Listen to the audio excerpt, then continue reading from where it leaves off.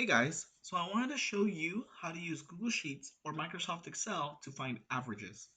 Google Sheets is a really neat platform that helps with doing math or making calculations, which makes it really useful for data analysis.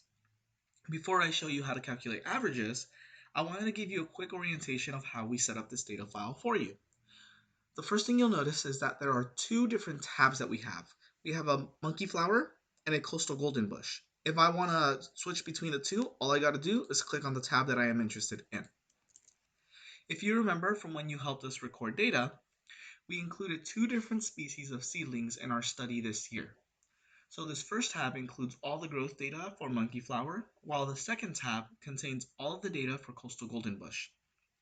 I'm just going to work with the monkey flower data for this video, but you can also calculate the average growth for coastal golden bush.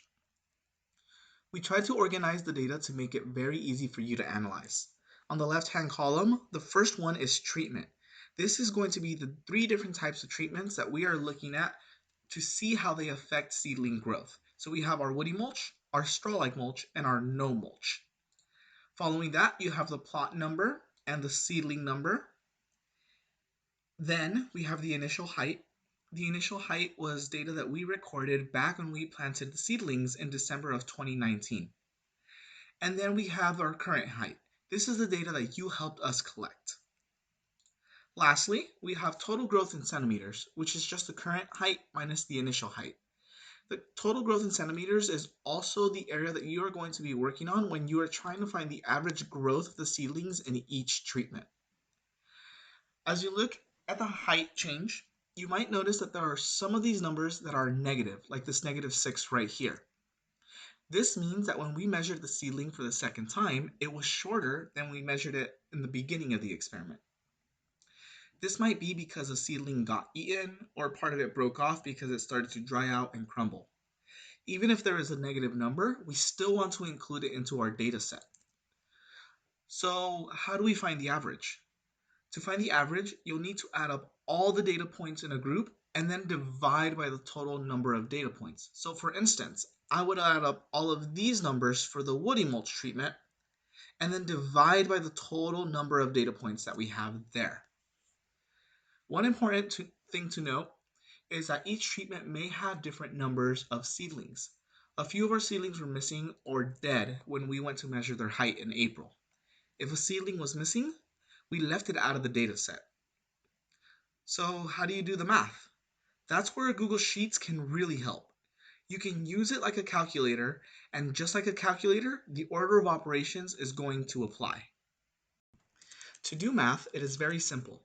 The only thing you need to do is find an empty cell on your sheets and then type an equal sign in there to tell Sheets that this is going to be an equation. And then you can write your equation in it. So 2 plus 2, and if I press enter, that'll give me 4. We can follow the same logic to calculate the average growth in different types of treatment. So for average, what we would want to do is we would want to add up all of these numbers here and then divide by the total number of data points that there are. However, for my example here, I'm just going to show you with a smaller data set. So I'm going to write average here, and I will show you with the first 5 points. So I'm going to write equals, and this is the part where I need to remember that our order of operation matters. So when we are looking at this, we want to put a parentheses first, and then write the numbers in. So 66 plus 0 plus 31 plus 18 plus 59. And then close that parentheses.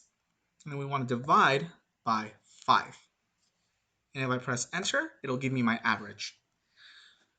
If you do this with all of your data points here and find the average for that, you can then grab that number and stick it here under your average growth. You will then repeat that process for straw-like mulch and for no mulch to see if there is any differences between the 3 different treatments. And that's it. When you're ready, you can move on to creating a graph.